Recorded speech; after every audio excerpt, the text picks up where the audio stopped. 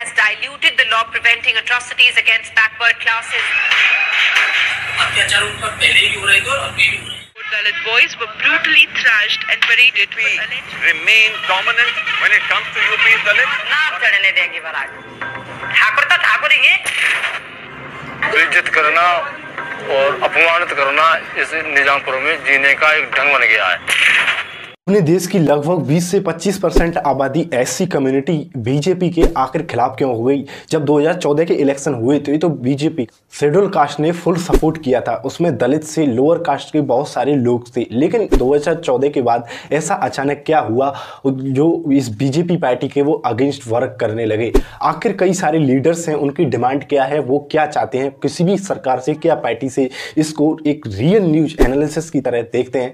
इसमें इस वीडियो को बनाने से पहले हमने काफ़ी सर्च किया है, डिटेल एनालिसिस, जिसमें कुछ उभरते हुए दलित लीडर की आवाज़ों को भी कई बार सुना गया है। तो इसलिए इस वीडियो को लास्ट तक तो बहुत सारे दलित लीडर्सों का ऐसा मानना है कि 2014 में जब नरेंद्र मोदी पार्टी में आने की, सत्ता में आने की बात किया करते थे तो वो निचले जो शेड्यूल कास्ट के लोग हैं, लोअर कास्ट के ऑपरेशन किया गया है, जिनको दबाया गया है, उनके बारे में बोला करते थे और उनको एक तरह से हक सोसाइटी के अंदर दिलाने की मांग किया करते थे। बीजेपी ने कई सारी उन लोगों से प्रोमिसेस की थी उनको फुलफिल करने की। लेकिन जब 2014 में इनकी गवर्नमेंट बनी तो उनको ऐसा लगा कि कई सारे काम उनके अगेंस्ट में किए गए हैं।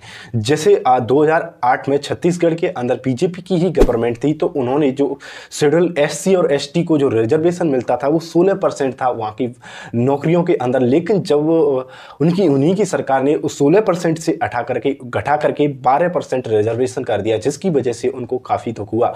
इन्हीं बीजेपी की गवर्नमेंट के अंदर सुप्रीम कोर्ट ने एक डिसीजन लिया जो 1989 का एक एक्ट था, SC ST prevention to atrocities एक एक्ट हुआ करता था, उसके अंदर अमेंडमेंट किया गया। आखिर ये बिल क्या था? इस बिल के अंदर कई सारे सेक्शंस थे जो आईपीसी इंडियन पिनल कोड के तहत उनसे भी हट करके जो इसके अंदर इंक्लूड नहीं होती है, जैसे उनके अनटचेबिलिटी वाले कई सारी ऐसी प्रैक्टिस हमारी सोसाइटी के अंदर मौजूद थी जो दलितों को परेशान करती थी, उनको इस एक्ट के अंदर इंक्लूड किया गया था। और इसके तहत किसी भी पर्सन, ये नॉन दलित पर लागू होता था, जिसके किसी भी हमने दलित को गाली दी है या कोई भी ऐसा शब्द बोला है जैसे उसको लगा है तो वो थाने में रिपोर्ट कर देता था। सिंपली एफआईआर कराने पर उस व्यक्ति को 6 महीने से लेकर के 5 साल की सजा हो सकती थी। आखिर इसके अंदर सुप्रीम कोर्ट ने क्या किया, इसके अंदर कर दिया अमेंडमेंट। उन्होंने कहा कि आप फर्स्ट कोई भी दलित आदमी, शेड्यूल कास्ट का पीपल है, डायरेक्ट वहाँ जाएगा पुलिस थाने में और उसकी इंक्वायरी किए बिना सामने वाले दूसरे व्यक्ति को जिसके ऊपर आरोप लगाए हुए जब तक उसको पुलिस अरेस्ट नहीं कर सकती और उसको कोर्ट से एंटीसिपेटरी बेल भी मिल सकती है। सुप्रीम कोर्ट ने इसके अंदर अमेंडमेंट करके ये कर दिया, जब तक पुलिस थाने के अंदर जो पुलिस का हेड इंचार्ज है डिस्ट्रिक्ट के अंदर, वो जब तक जाँच नहीं कर सकता उस आदमी को पुलिस अरेस्ट नहीं कर सकती और उसको कोर्ट से एंटीसिपेटरी बेल भी मिल जाएगी। इसके खिलाफ ऑल ओवर इंडिया में दलित लोगों ने और लोअर कास्ट के लोगों ने काफ़ी विरोध किया इसका और कई सारे प्रोटेस्ट भी हुए। इवन इसके अंदर कई सारे लोगों की जानें भी गई। जभी से ये लोग दलित कास्ट के लोग हैं, लोअर कास्ट के लोग हैं, बीजेपी के खिलाफ काम करने लगे। उनका मानना ये है, मैंने रिसेंटली एक इंटरव्यू देखा था जो दलित के उभरते हुए राइजिंग लीडर हैं, उनका नाम है आजाद चंद्रशेखर रावण। उनके इंटरव्यू के अंदर वो बता रहे थे कि किस प्रकार से बीजेपी पार्टी को जो अपर कास्ट के लोग हैं वो डोमिनेट करते हैं। इनके अंदर लीडर तो एक, जैसे लीडर को तो लोअर कास्ट से उठा लिया जाता है, लेकिन वो एक तरह से पपेट की तरह काम करता है और पूरी पार्टी की स्ट्रेटेजी के तहत उनको काम करना पड़ता है। इसलिए कोई भी पार्टी मूवमेंट को, कोई भी पार्टी हो, जब तक उसको एक नीची जात वाले लोग डोमिनेट नहीं करेंगे, इंडिपेंडेंट लोअर कास्ट के लोग पॉलिटिक्स में ऊंचे पदों पर जब तक नहीं पहुंचेंगे, जब तक हमारे देश के अंदर कोई चेंजेस नहीं हो सकता। उन्होंने पत्रकार ने जब पूछा कि रामनाथ कोविंद को बीजेपी ने, भारतीय जनता पार्टी की जो अलायंस है एनडीए, उसके डोमिनेंट होती है, तो उन्होंने उनको राष्ट्रपति बनाया था। लेकिन उन्होंने कहा कि कई सारे अपने देश के अंदर ऐसे केसेस भी हुए थे जिनके अंदर रामनाथ कोविंद बिल्कुल चुप रहे, जिसमें दलितों को यातना देना हो गया हो और कई सारे ऐसे केसेस भी आए थे। हाथरस की जो लोअर कास्ट की लड़की थी उसका गैंगरेप हुआ हो, उसमें उनके चुप चुप्पी नहीं तोड़ी थी। और एक बार रामनाथ कोविंद जी अजमेर के पुष्कर मंदिर के अंदर भी उनको एंट्री नहीं दी गई थी राष्ट्रपति होने के बावजूद भी। तो वो इसी कहीं ना कहीं ये हमारे सिस्टम पर सवाल करते हैं और वो इस चीज़ को लेकर के चिंतित हैं।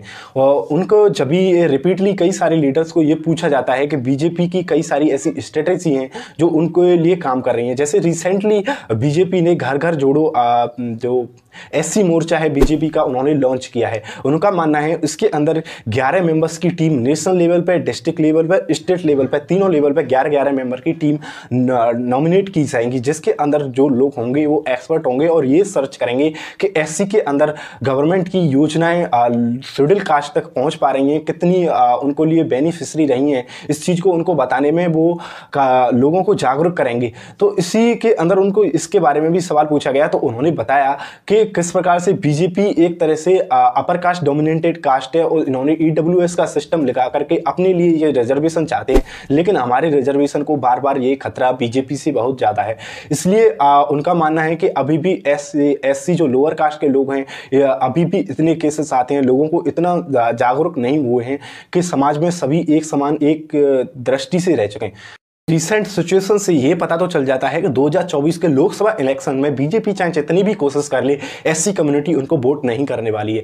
आखिर ये फिर एससी कम्युनिटी के जो वोटर्स हैं वो किसको वोट करेंगे?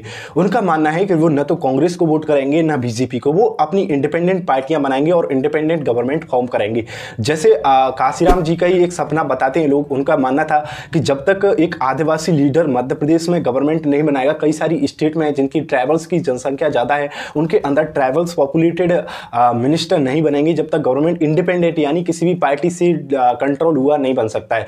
जैसे रामनाथ कोविंद जी की तरह, द्रौपदी मुर्मू की तरह इंडिपेंडेंट ऐसे नहीं बनाना चाहते। वो चाहते हैं कि वो खुद की पार्टी है, जैसे बीएसपी पार्टी हो गई उन लोगों की, कई सारी ऐसी पार्टियां हैं, चंद्रशेखर रावत की एक पार्टी है, उनकी पार्टियों को जब तक गवर्नमेंट में नहीं पहुंचेंगी वो, जब तक उनका विकास होना संभव नहीं है। इन सिचुएशन में वो लोग चाहते हैं कि एक बार फिर से स्टालिन मॉडल ने, जिस प्रकार से स्टालिन ने रसिया के अंदर लैंड को डिस्ट्रीब्यूट किया था, उनका ये भी मानना है कि जो अभी भी इंडिया के अंदर लैंड है, एग्रीकल्चर लैंड है, जिस पे लोअर कास्ट के लोग तो वर्क करने जाते हैं लेकिन अपर कास्ट में डोमिनेटेड है, वर्कर्स की तरह वहाँ पे काम करते हैं, लेकिन उनके जो मालिक हैं भूमियों के, वो जो लैंड है उनके मालिक हैं, ओनर्स हैं, वो अभी भी अपर कास्ट आते हैं और उनके पास अभी भी ज़मीन करने का अधिकार अभी तक नहीं आ पाया है। आज़ादी के 75 साल होने के बावजूद भी उनके साथ इतनी अनटचेबिलिटी केसेस इतनी इंडिया के अंदर आते हैं।